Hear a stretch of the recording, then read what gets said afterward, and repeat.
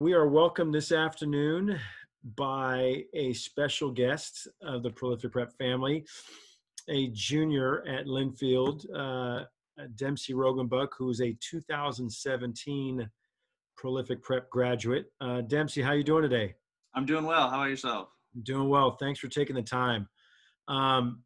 Dempsey, your story is unique, like most basketball players, but you hail from the Marin County area, and your senior year, the year 2016 and 2017, you were a member of Prolific Prep's team, and it was a unique, talented, diverse, and cultural team that just give me a little feedback on quick thoughts on that, the makeup of that team, and what you remember the most from that year. I think what I remember the most from that team would probably be the trips and just all the group bonding and like the laughing we had. Like apart from all the basketball we were able to play, just like getting close to like a bunch of really cool guys that were super welcoming was like the best experience ever. But character-wise, there's a lot of people, a lot of names that like I'm still friends with, which going in, I didn't know if that was something like I was going to make, you know what I mean? But having friends that are all over the country now at all different schools, and all over the world too, is like something super special that I really like. Yeah, no, it was a very unique experience. You hail from the Marin County area there in the Bay Area, which is a pretty close to Napa County, and you were a talented player. You had the ability to shoot the basketball, and transferring in your senior year, I think that you wanted to try to fit in as best you could, but and you did a fabulous job at that. But you were also very talented, even though you were, on your team. You had a McDonald's All-American, you had a future NBA player, you had a gold medal winner in Abu Kigab, you had a Amadou Sow. Some of these teammates, they're stories from different parts of the world, and they're all playing on a Prolific Prep team. Yeah. What sticks out to you in regards to the practices or the different type of teammates or languages being spoken? Yeah, the difference was pretty apparent right away. I remember my first practice, I was like, I had a fast break and Abu was behind me and I tried to like throw it behind me and lob it to him, like some crazy thing that I would never do. And he I remember he like grabbed me and he's like, you got to go finish it. Like, you got to go dunk it. And I had never experienced anything like that. It was like my first day, and here comes like one of the best players on the team, like super big, super built. But that's kind of when I realized, like, okay, this isn't, we're not playing around here. Like, these guys are trying to win. Yeah, and you know what? You were talented, and I think sometimes when you don't know the individual, you're trying to get a feel for what type of people they were, but they were probably just kind of like you, like gym rats that like to hoop, and some were from Sudan, some were from Guinea, Mali, Ghana, Nigeria, Canada. I mean, the list. I mean, the different parts of the Croatia U.S. with Oton, too. What'd you say? Croatia, too, with Oh, Oton. yeah, just very diverse group of guys that just kind of meshed. I think the vibe with that group was really good. I think with Abu and Gary probably were leaders. Maybe you would think Abu Kigab and Gary Trent. Yeah, along with Paul, for sure. Paul Scruggs, yeah, that man. We almost forget about Paul because he got hurt so early in the The year. injury, yeah. And that team was talented. It Pierre Crocker was on that team too. Mm-hmm. That team went 31-2. Wow. And nowadays probably we got an invite to Geico and some other things, but yeah. So basically, like a world team with Dempsey Roggebuck from Lake Yeah. County. Here you are. What'd your parents think? What were they? When you gave them feedback, because you have great great parents. I mean, Thank really you. supportive. They were over the moon. They were so excited because or at least my dad for sure. My mom loves the games too, but my dad's a huge basketball head, and so they've always seen that stuff, and it's something they've always wanted to be around too. Um, and so it was awesome that I just got to be a part of that. The competition at practice, probably. So, when people talk about regular high school and then, kind of like prep or national, I mean, what are some of the differences right off the bat? I mean, even when you walk in the first day, first couple weeks, what were some of the things that struck you right away? Yeah, when I visited for the first time, I remember straight away just walking into the gym. It was like there was a tone. It was serious. Like they were there to like accomplish a goal for sure. They knew what they had to do, and everyone seemed to be locked in. And that was like the coolest thing ever because I was coming from a super small program, Hmm. not amazingly serious, but this was like everyone was locked in. And they weren't there to play games, which was something that I thought was super cool. Yeah, and then we go around the country. I mean, and start playing some games. I mean, I think your team got to go to the Bahamas. Is that correct? Did your Yeah, team get? yeah, I mean, all right. So we're playing a game in the Bahamas, and because of DeAndre Ayton, and we're playing games at Marshall County Hoop Fest and flying the hoop and the grind session. What were some of your memories of the competition in terms of the games around the country that you experienced your senior year in a whirlwind, 3 or 4 months? right. The competition itself was like insane. Playing like DeAndre Ayton. I know we played. Jamal Murray, probably. Jamal Murray. I think he played for Orangeville Prep, and we played them in Kentucky. Okay. Uh Yeah. huh. Yeah. So just being able to like play against that type of in that type of scenario, I guess, in that sort of space, super cool. Like and it only gonna make you better. You know what I mean? Because like it's the biggest challenge out there. Yeah, we get on an airplane probably every other weekend or whatnot, and you're like, okay, which event are we going to now? And you walk into flying to the hoop, and like, Yeah, 1,000 people like crazy. yeah, I mean, and there's some memorable moments against really, really good teams, and you really helped that group because you could shoot the ball, and I think by the end of the year, most of the guys were like, "Oh, I wish the year didn't end," because Yeah. everyone was just like, you know, getting used to playing with each other. Because with talented players, you got to have a role, right? It's almost like the NBA. Hmm. Everyone's talented. You're talented. Abu's talented. Pierre Crockrell's talented. Amadou, but you got to find a role within that group, and that potentially could have prepared you for college to some degree, even though Definitely. Yeah. you're the best player on your college team. Yeah. Thank you. But I think it prepares you like so well, especially being up even apart from basketball, like it prepares you for college in that like you're away from home, you know what I mean? You're on the road, like you're getting ready to, and that's why I think that transition for me was super easy from high school right into college. Like it was no problem. Yeah, and here you are. You're at Linfield, a Division III school where you've had a lot of success right off the bat. Um, you know, broke freshman records, freshman of the year in the conference, second team all conference your sophomore year, first team all conference your junior year, all region. Most likely going into your senior year as a preseason Division III All American. Um, how's your college career been? How do you feel? Have you know how how is it transition to college? Whether it's Division I, Division III, Division II, there's really good players. So how's it been for you?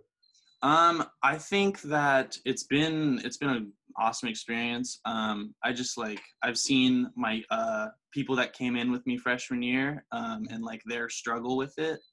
And I never had that because I've like been able to grow and like be on my own, Mm-hmm. and Prolific for sure helped that. You know what I mean? Like I would have been homesick a ton. Oh, stuff like that. Like that all comes into play. Definitely, like it's in your mental. It can mess up your game. So I think So, it prepares you like more also physically.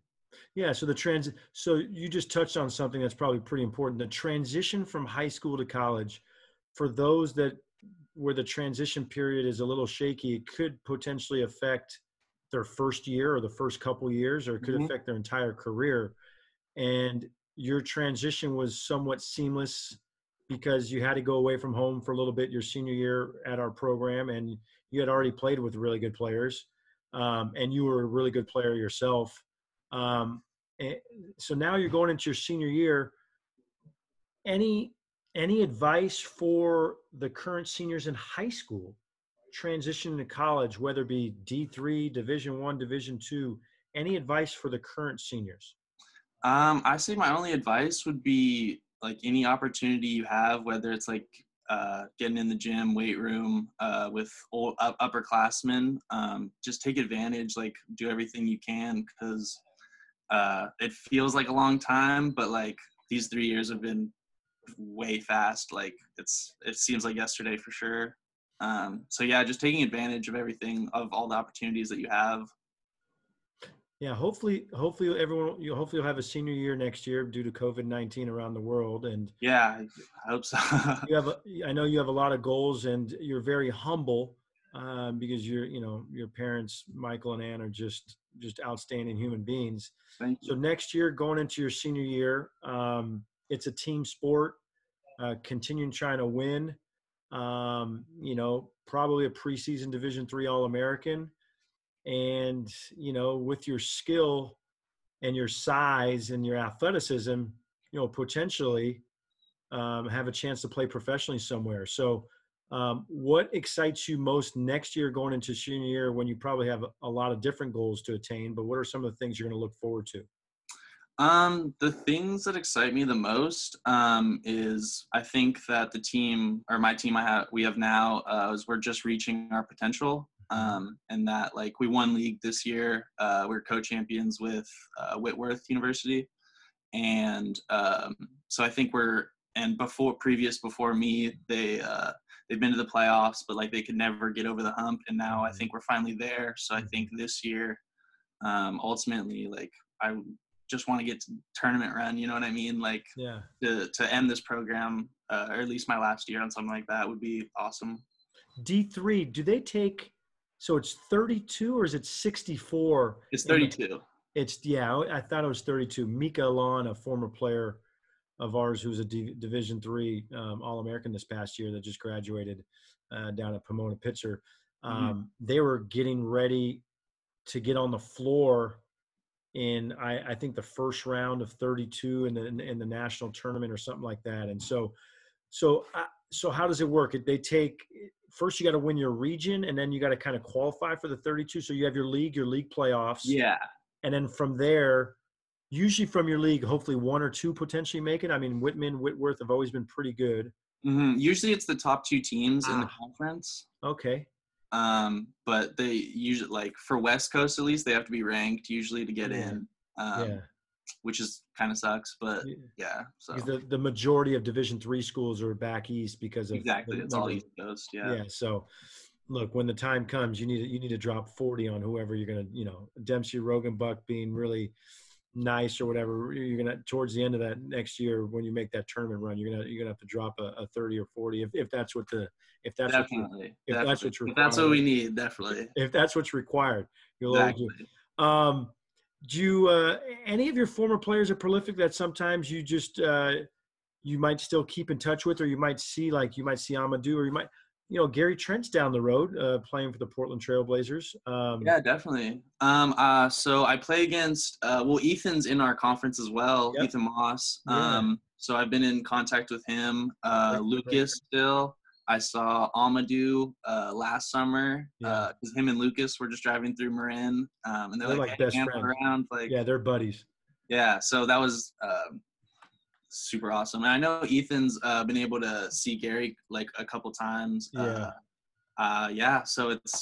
it's which is cool because it's still like a family outside, like 3 years down the road, like we're still all talking, which is pretty cool. I think Lucas and Amadou 2 weeks ago were kicked out of the UC Santa Barbara gymnasium They were so they both snuck into Napa Christian's gym, try to get some workouts in. Of course. Principal's like, Amadou, we love you. Everybody loves you, Amadou, but Right. it's COVID-19. So they both got in their vehicle and they went to Santa Barbara, hung out for a few days, and they kind of snuck in.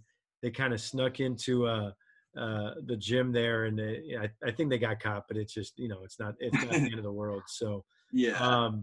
In conclusion, due to the success of some of the previous teams like yours, your team was 31-2, and the team right after you was really talented, and this past year's team was able to get filmed by Overtime. They spent 3 or 4 months with the team, and they every Sunday starting April 26th they have a little 12-minute like episodes. Have you been able to see any of those episodes?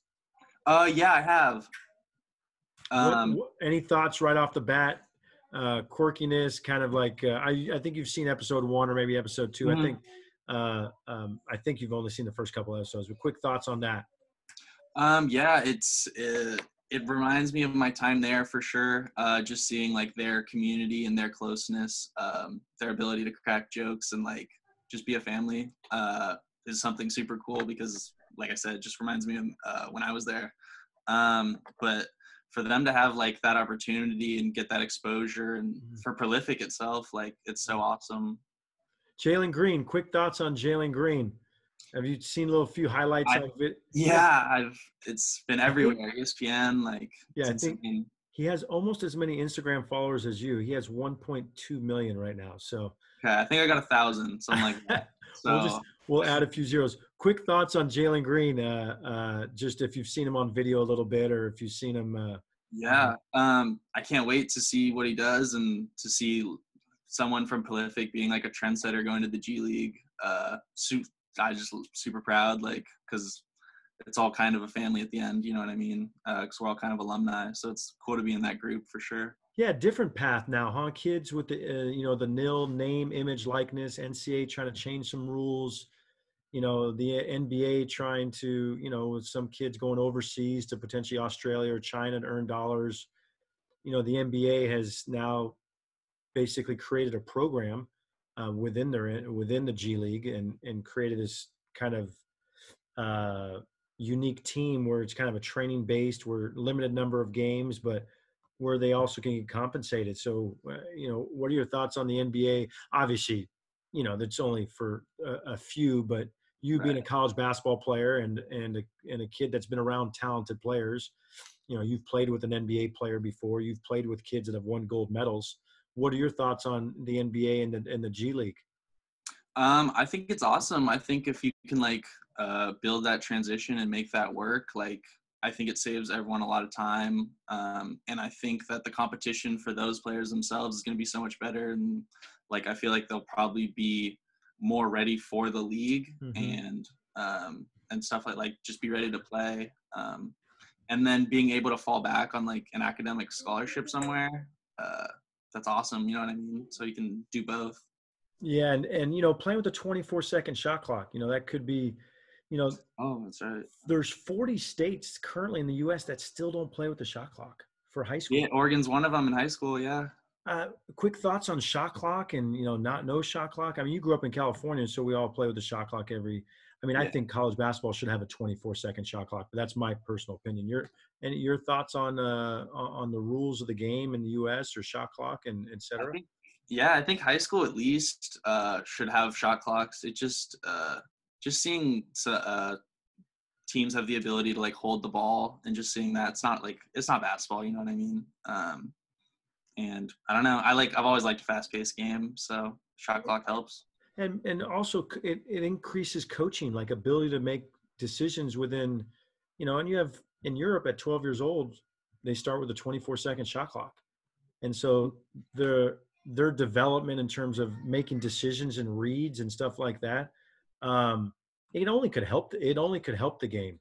And I almost think college should be 24-second shot clock. And not that it speeds the game up, it speeds your process for decisions. I agree. Yeah, definitely. Because I think we're on 35 right now in D3, 35-second shot clock. Oh, wow. And even that is like, it seems a little long. So yeah, I think 24 would be a great number. Yeah. Well, on behalf of the Prolific Prep staff and community, Dempsey, you were part of a very special team, a team that was successful on and off the court, a team with players that are now spread out throughout the country in different parts. Um, I think there was 7 or 8 countries represented on your team at Prolific your senior year, 2016, 2017. You had a big impact on that group. And from the local community standpoint, being from Marin County and having success and getting out of your comfort zone with supportive parents, and playing for Coach Billy McKnight, who's also from Marin County.